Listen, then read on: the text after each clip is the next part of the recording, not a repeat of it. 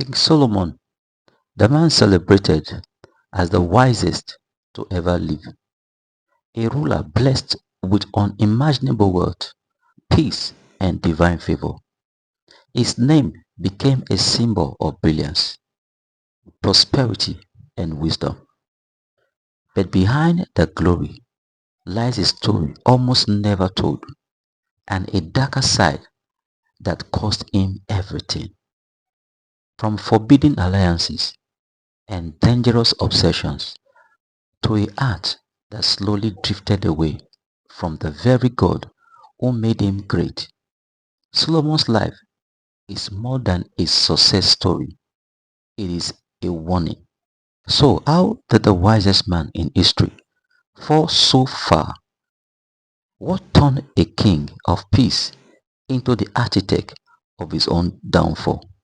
And why does his story matters now more than ever?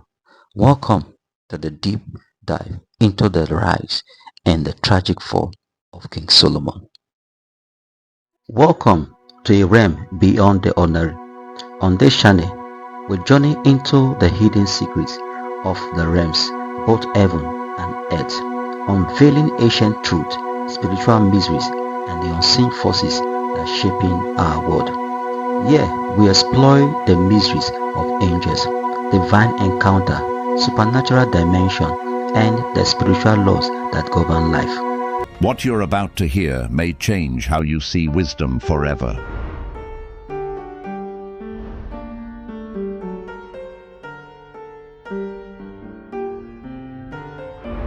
Solomon was young when he inherited the throne. Too young, he thought. His father David, the giant slayer, the warrior king, the man after God's own heart, had left shoes no son could fill, and Solomon knew it. The weight of the crown pressed heavier than gold. Israel had enemies on every border. The people expected strength. The elders expected wisdom.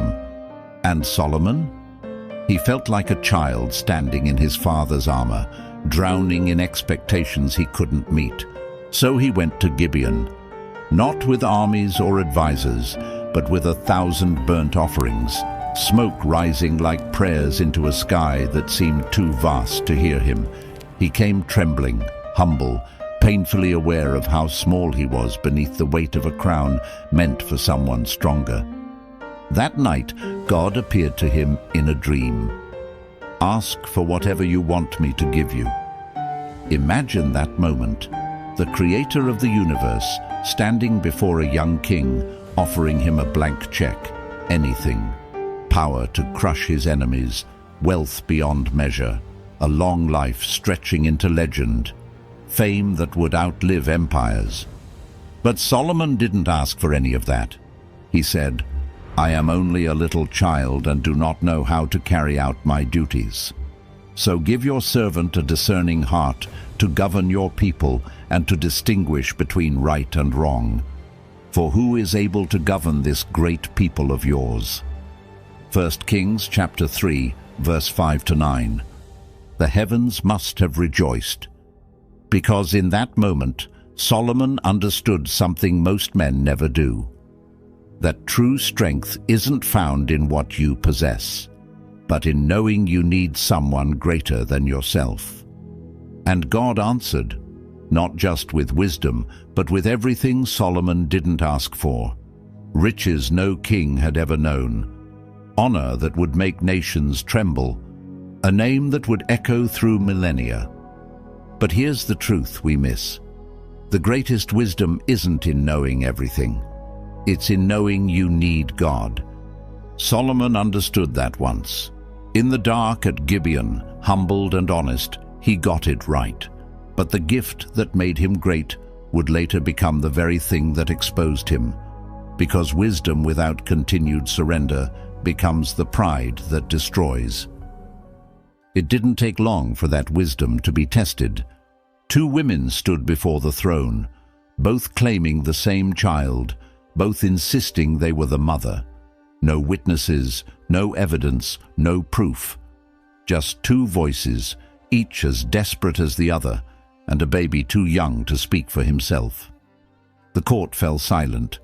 Every eye turned to the young king. This was impossible.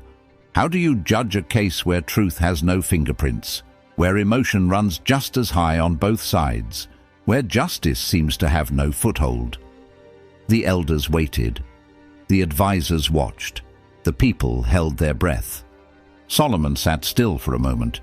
Then he spoke. "Bring me a sword." The room froze. "Cut the living child in two," he said, his voice calm, unwavering, terrifyingly steady. "Give half to one and half to the other."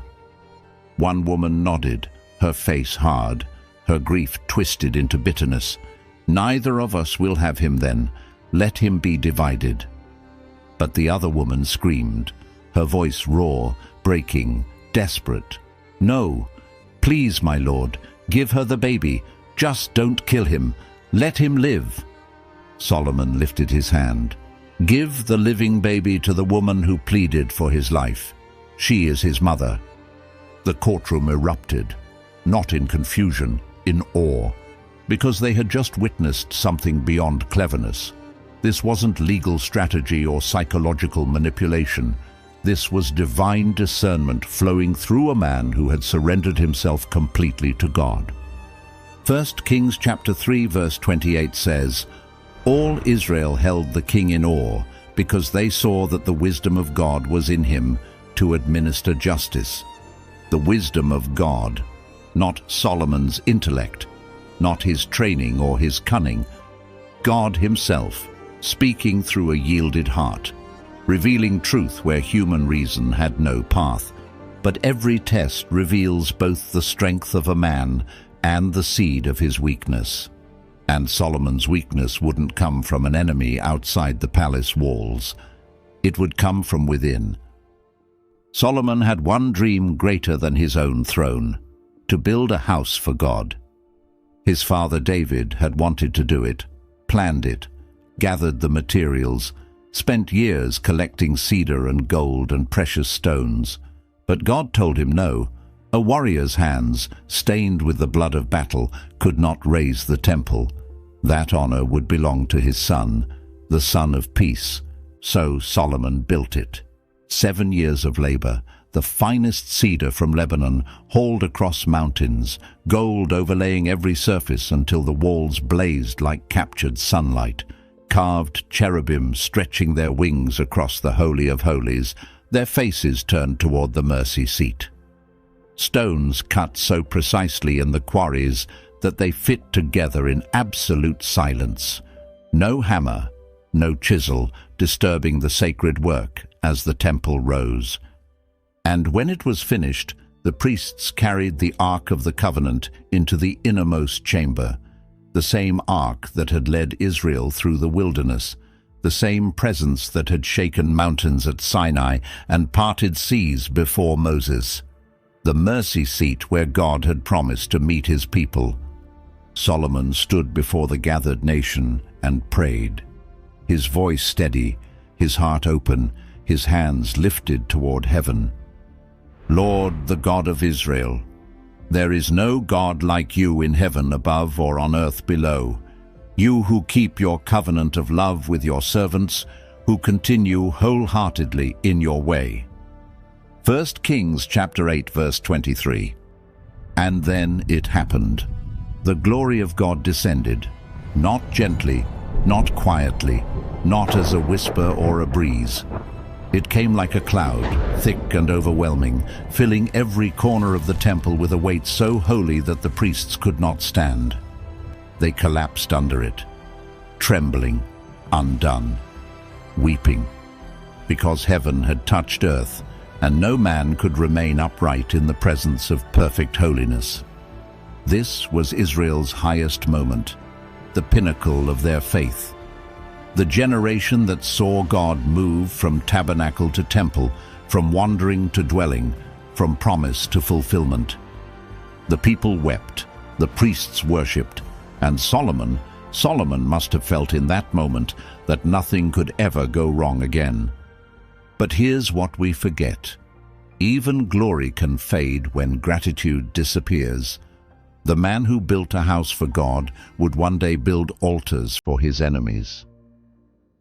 The world had never seen anything like it. Gold poured into Jerusalem like water, 666 talents a year, a number that would later haunt the pages of prophecy. But in Solomon's day, it was just abundance, unimaginable, relentless, almost obscene abundance. Ships arrived from distant shores carrying ivory, apes, peacocks, things Israel had never dreamed of. Traders brought spices that filled the streets with fragrance. Merchants came with silk and jewelry, and woods carved by foreign hands. The throne itself was a work of art, carved from ivory and overlaid with pure gold, 6 steps leading up to it, lions standing guard on every level, their eyes seeming to watch everyone who approached. Everything Solomon touched turned to gold, literally. And then she came, the Queen of Sheba.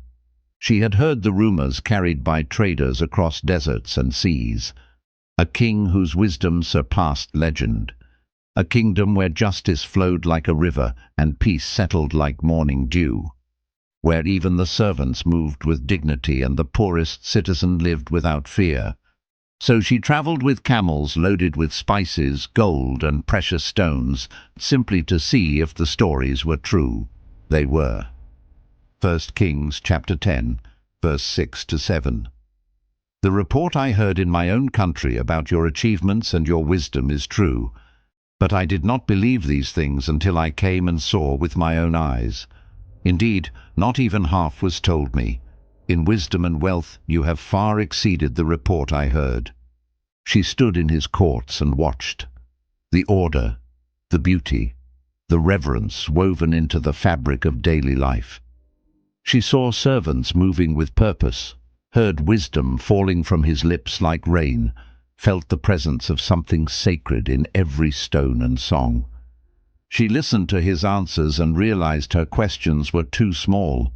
She watched his kingdom function and understood hers was broken. She left breathless, changed, convinced she had witnessed something divine, and she was right, for a moment. But here's the tragedy we miss in the middle of all that gold. The kingdom glittered.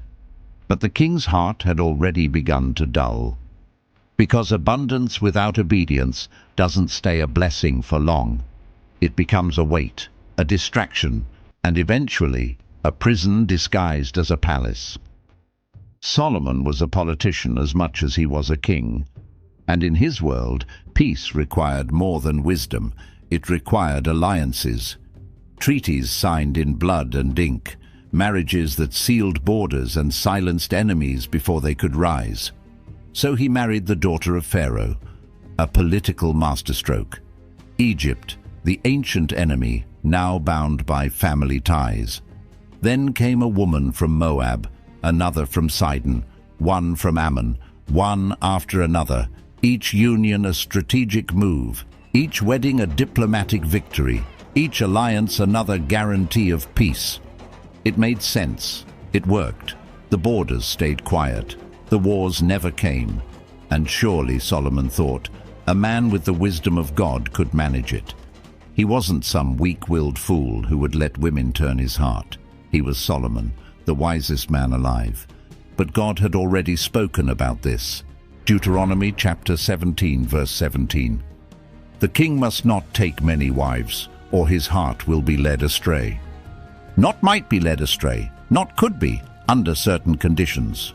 Will be. It wasn't a suggestion left open for interpretation. It was a warning carved into the law long before Solomon was born, written by Moses, breathed by God himself. And somewhere deep inside, beneath all the rationalizations, Solomon knew it. But wisdom, when it turns inward and stops listening to God, has a dangerous way of rewriting obedience into permission. I can handle this, he must have told himself in the quiet moments. I'm not like other men. My heart is established. I know the difference between alliance and compromise. I can honor their cultures without adopting their gods. I can love these women without losing myself. But compromise doesn't announce itself with trumpets. It doesn't march through the front gate waving a banner. It slips in quietly, wearing the face of reason, dressed in the language of wisdom. The palace began to change, slowly, subtly.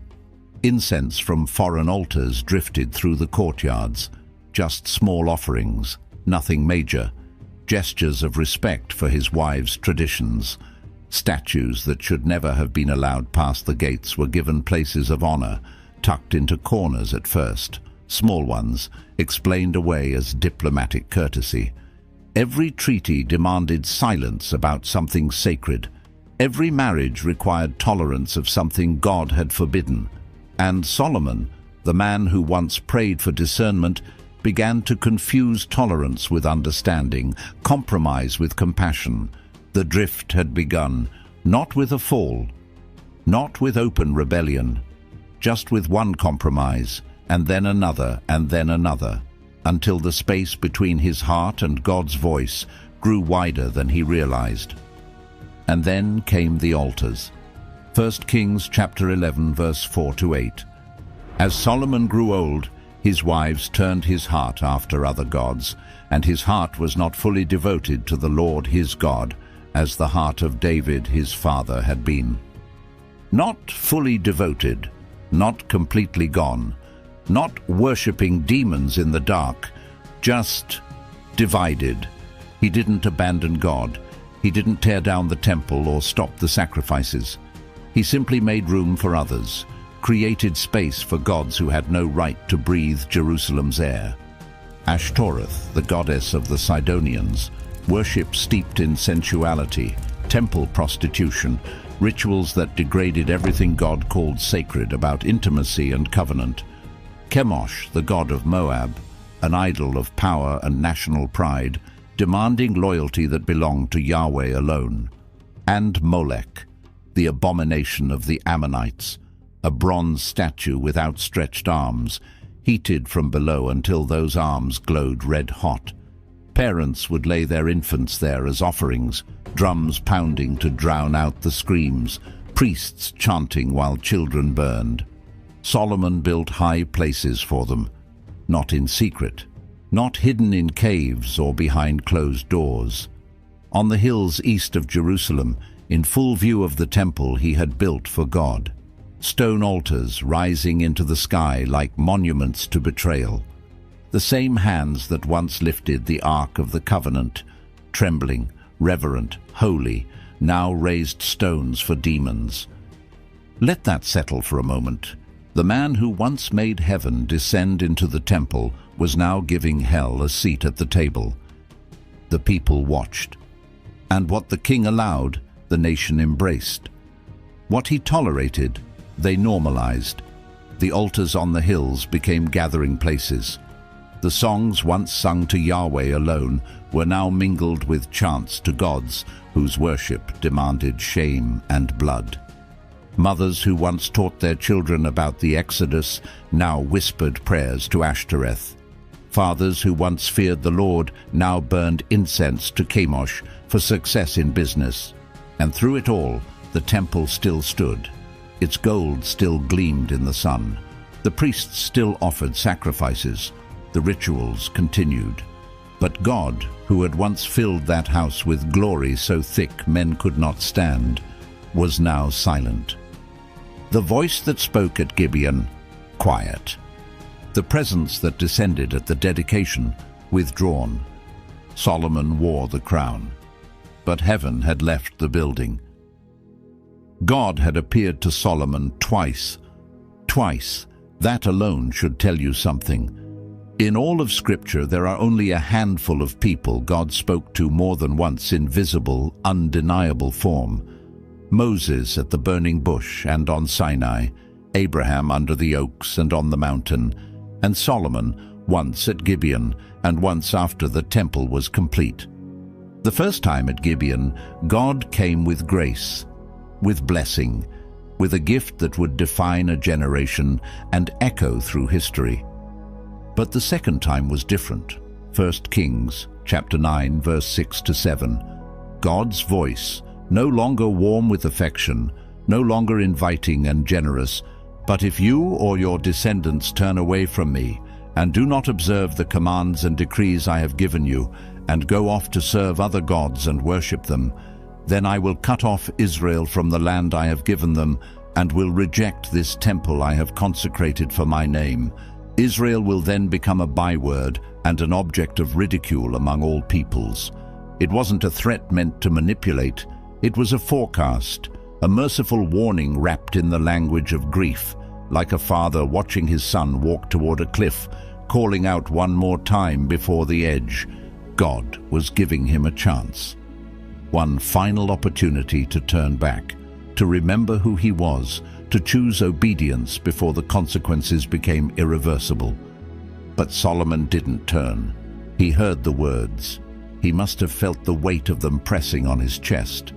Maybe he even promised himself he would change, made quiet resolutions in the middle of sleepless nights. But his heart had grown too comfortable in the compromise, too entangled in the alliances, too assured in his own ability to manage what God had already forbidden. Wisdom had become his idol, and idols always promise control while they slowly steal your soul. And so the voice that once called him beloved fell silent. Not because God abandoned him. God never abandons his people first. But because Solomon had stopped listening. The noise of 1,000 voices, wives, advisors, foreign priests, political pressures, had drowned out the one voice that mattered. Even divine warnings lose their sound when the heart closes its ears. The crown was still on his head. The kingdom still obeyed his decrees. The tributes still poured in. But heaven had withdrawn its favor. And the man who once walked in the counsel of God now walked alone, surrounded by people but isolated in spirit, powerful but empty. Judgment came, but not the way Solomon expected. It didn't come through war. No army stormed the gates. It didn't come through plague or famine or some dramatic cosmic sign. It came through a prophet, a piece of cloth, and a man Solomon thought he could trust. Ahijah the Shilonite met a young man named Jeroboam on the road outside Jerusalem. Jeroboam was one of Solomon's officials, capable, strong, loyal, ambitious. A man with leadership written into his bones. He had served the king well, managed projects, earned respect, and God had chosen him for something Solomon would never see coming. Ahijah was wearing a new cloak. Without a word of explanation, he took it off, gripped it with both hands, and tore it into 12 pieces. The sound of tearing fabric broke the silence. Then he handed 10 pieces to Jeroboam. "This is what the Lord, the God of Israel, says. See, I am going to tear the kingdom out of Solomon's hand and give you 10 tribes. But for the sake of my servant David and the city of Jerusalem, which I have chosen, he will have 1 tribe." 1 Kings chapter 11, verse 29 to 31. The cloth tore the way the covenant had been torn, the way Solomon's heart had been divided between God and Ashtoreth, between obedience and compromise, between the wisdom of God and the wisdom of man. 10 tribes, gone, ripped away. But even in judgment, mercy lingered. 1 tribe would remain, Judah. Not for Solomon's sake, his choices had forfeited that privilege, but for David's sake. Because God had made a promise to David, a covenant sworn in heaven, and God does not break his word, even when his people shatter theirs. The kingdom Solomon built with wisdom, wealth, and peace would not survive his son. It would split down the middle, bleed, war against itself for generations. Brother would fight brother. Altars to God would stand across the border from altars to Baal. And Solomon? He would live to see the prophecy spoken. He would hear about Ahijah's cloak and Jeroboam's call. He would know his legacy was crumbling before his eyes. But he would die before it unfolded. The question is, did he change? Or did he just wait, watching the kingdom hold together by a thread, knowing the tear was already written, the judgment already sealed. The palace was full, but Solomon was alone. The music still played every night. The banquet still overflowed with wine and delicacies from every corner of the known world. Gold still lined the walls, catching the light of 1,000 lamps. But somewhere in the hollow center of all that glory, the king sat, aging, weary, grey, surrounded by everything he ever wanted and none of what he needed. He had chased it all, pleasure in every form, knowledge from every source, achievement on every scale, power that bent nations to his will. He built gardens that rivaled Eden, terraced and lush with every tree that pleased the eye, planted vineyards that stretched beyond sight, their grapes pressed into wine that flowed like rivers, filled his courts with musicians whose songs made queens weep and poets envious. He constructed reservoirs and aqueducts, owned flocks and herds larger than small kingdoms, accumulated silver until it became as common as stones in Jerusalem. He denied himself nothing his eyes desired, refused his heart no pleasure it requested. And at the end of it all, he looked around, really looked, and felt nothing. Ecclesiastes chapter 1 verse 2.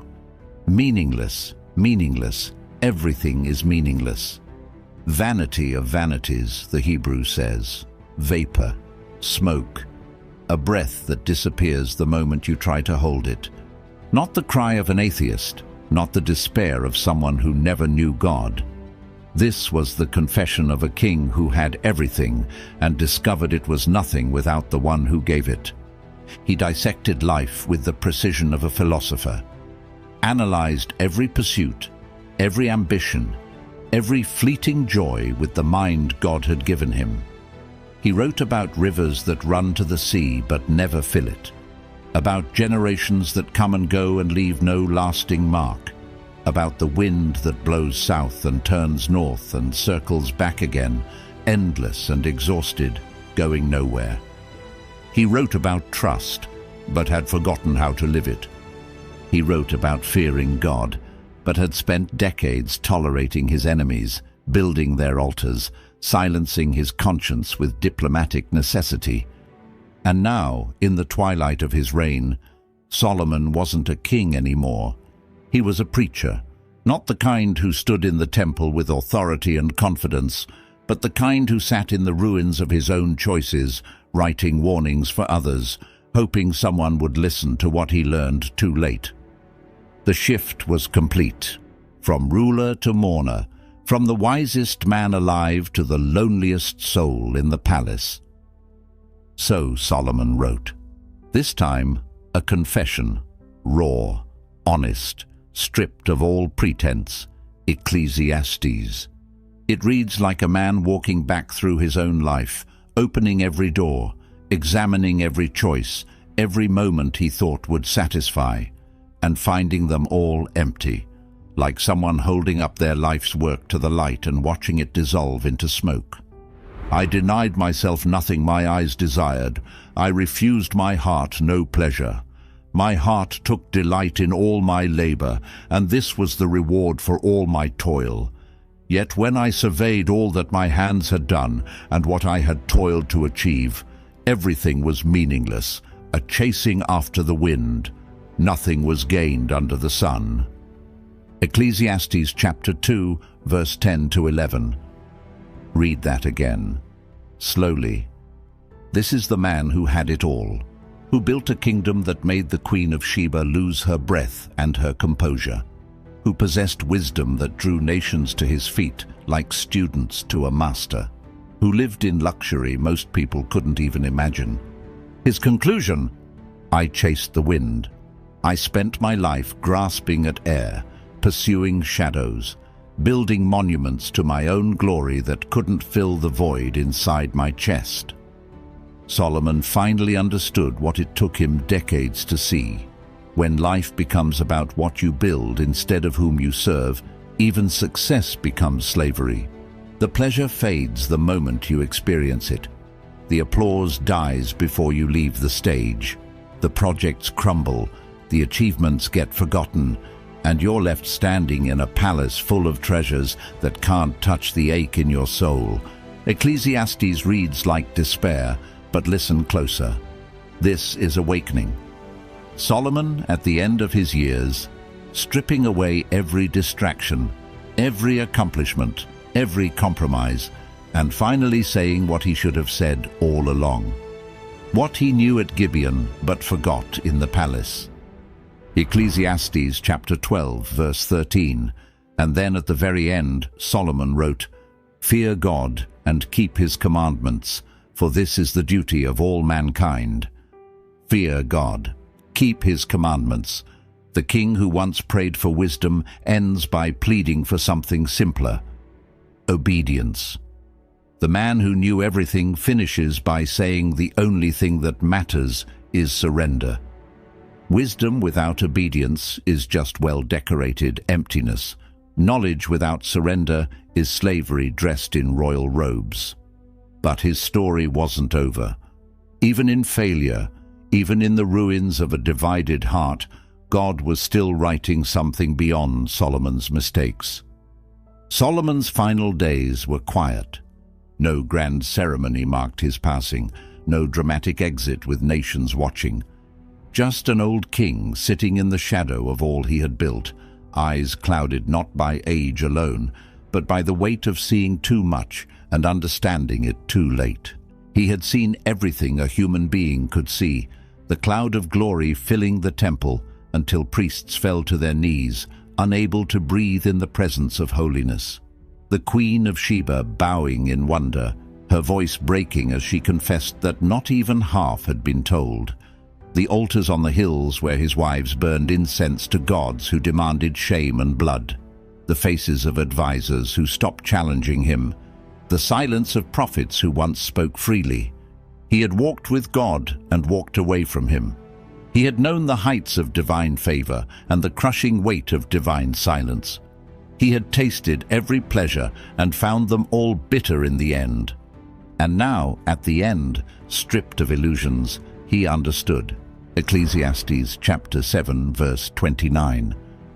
God created mankind upright, but they have gone in search of many schemes. Many schemes.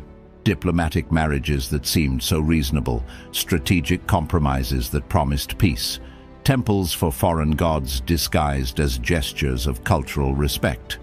Every clever plan that made sense at the time, and led him further from the one who had made him great. Solomon had pursued wisdom as if it were the destination, as if knowing more would somehow be enough.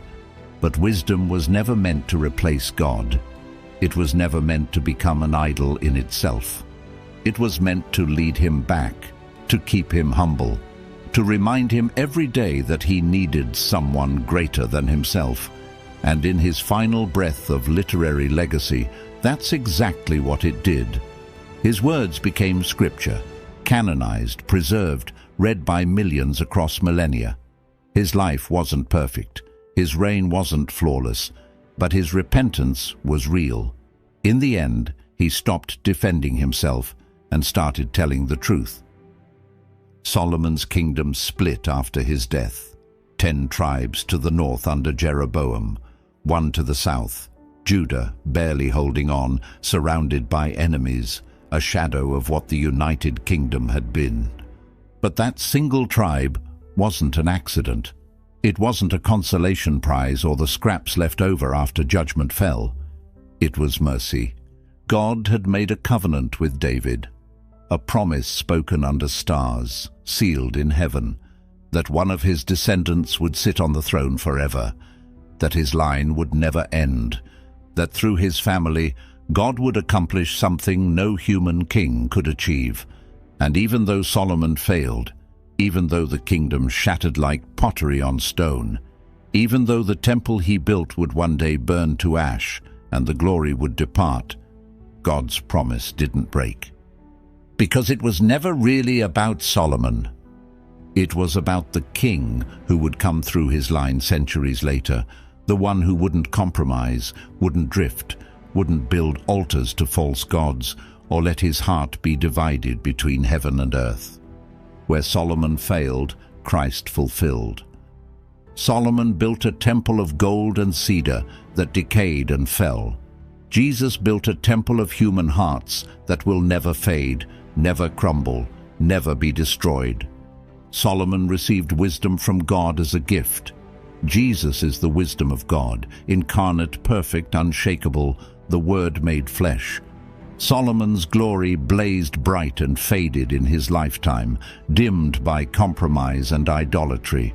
Christ's glory will never end, never dim, never be shared with another. And here's the question that matters for us now, today, in this moment. If wisdom itself could fall, if the man who had everything could lose his way, where is your heart anchored? Not in what you know, not in what you've built, not in how blessed you are or how much success you've achieved or how many people follow you, but in Him, in Christ, in the one who never drifts, never compromises, never divides his heart. And as we reflect on Solomon's end, there's another story that runs beside his, different in every way, but strangely the same. God gave Solomon the greatest mind the world had ever seen. He gave Samson strength no human being had ever carried. Both men fell, not because they lacked power, because they stopped guarding their hearts. If Solomon's story moved you, you need to see what happened to Samson. His fall is a mirror of this one, shows you how even the greatest gifts collapse when your heart drifts from God. Watch that video next. It's the other half of this warning.